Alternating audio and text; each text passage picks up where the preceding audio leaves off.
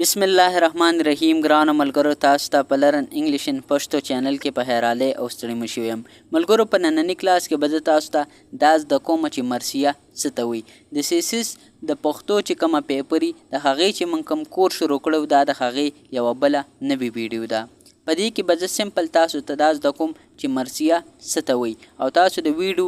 اخره پورې وګورئ نو بیا به تاسو ته په دې کې څه مسله هم نه یو تاسو سره به زه د سیسیس د پښتو پیپر حوالې سره څه خبرې هم کوم خو اوس دا کلاس شروع کوو مرسیه چې کومه ده دا موږ سره یو ډول شعر دی چې په دې کې د یو شخص یعنی د یو کس د مړینې په اړه د غم او درد اظهار کیږي په دې ډول شعر کې عموما د مړ شوي شخص یعنی د یو کس د ژوند شخصیت او کارنامې ستاینه کیږي او د هغه د مړینې په اړه احساساتو څرګندونه کیږي د مطلب مرثیه په ځانګړي ډول د څوک شعرونو په توګه پیژندل کیږي یعنی کو تاسو ته په سیسیس پیپر کې راشي چې مرثیه څه ته وایي تاسو به ورته په اسان الفاظو کې څنګه لیکئ مرثیه دا موږ سره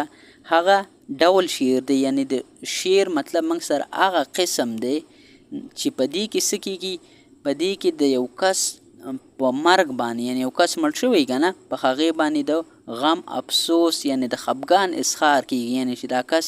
مړ شوی دی او په دې کې صرف دا خفګان اظهار نه کیږي دې کې خفګان اظهار هم کیږي خو په دې کې چې کوم کس مړ شوی د هغه چې کوم کارنامې هغه چې کوم شخصیت یعنی د هغه چې کوم ژوند دی او هغه کوم غټ غټ کارونه کړي په کم میدان کې کړي نو هغې ستاینه هم کیږي یعنی مطلب د هغه چې کوم سوچ د هغې مطلب صفت هم کیږي یعنی مرثیه چې کومه دی په دې کې د یو کس په غم په مرګ باندې یعنی په مرګ باندې د غم او افسوس اظهار کیږي او د هغه چې په ژوندینې باندې کومې غټې کارنامې کړي د هغې ستاینه هم کیږي د هغې صفت هم کیږي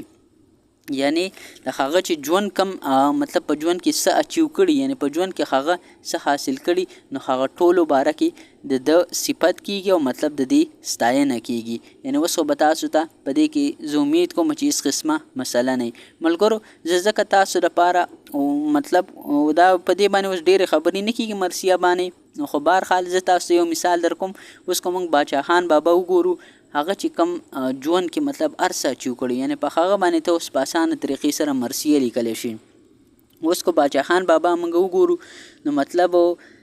هغه چې کومه د پښتنو لپاره یو ګایډلاین جوړ کړی یعنی پښتنو لپاره هغه به په بیل بیل کور ګرځېدو د باچا خان بابا په بایوګرافي هم ما ویډیو اپلوډ کړی دی تاسو زما چینل ته وزټ وکړئ هلته تللی شئ تاسو کتلی شئ هغه به په بیل بیل کور باندې ګرځېدو او پښتنو ته به دا ریکویسټ کو یعنی دا درخواست به ته کو چې تاسو تعلیم وکړئ یعنی پوهه حاصل کړئ هغه ویل کوم موږ تعلیم وکړو نو موږ بیا نورې دنیا سره مقابله کولی شو پښتانه هغه ځای نه مطلب هغه ګایډ کړه اوس کو یو کس په هغه باندې مرثیه لیکي یعنی هغه په مرګ باندې یعنی مطلب د افسوس اظهار کوي او د هغه چې کومې غټې غټې کارنامې وي یعنی کوم څومره جیلونو کې چې هغه وخت تېر کړی د هغې ستاینه وکړي او مطلب پښتنو لپاره هغه چې کوم ګایډلاین تیار کړی او کوم کارونه یې کړي کوم کتابونه یې لیکلي د هغې صفت پکې وکړی شي نو دې ته به موږ مرثیه وایي ملګرو کو چېرته تاسو ته د سیسیس د پښتو پیپر په اړه باندې څه قسمه مسله نو تاسو بالکل ماته په کمنټ سیکشن کې کمنټ کوئ موږ به تاسو له ځواب درکو کو چېرته تاسو ته ام سی کیوز پکاري نو ام سی کیوز به انشاءالله ما یو ټریک تیار کړی تاسو لپاره نو تاسو ماته کمنټ سیکشن کې کمنټ وکړئ زه به تاسو ته هغه تیار کړم ملګرو نننی کلاس زموږ پای ته ورسېدو اوس ماله اجازت راکئ انشاءالله تاسو سره به په یو بل نوي کلاس کې ملاقات کیږي چېرته چې هم اوسئ خوشحاله آباد بریالي ژوندي او ګړندي اوسئ د الله په امان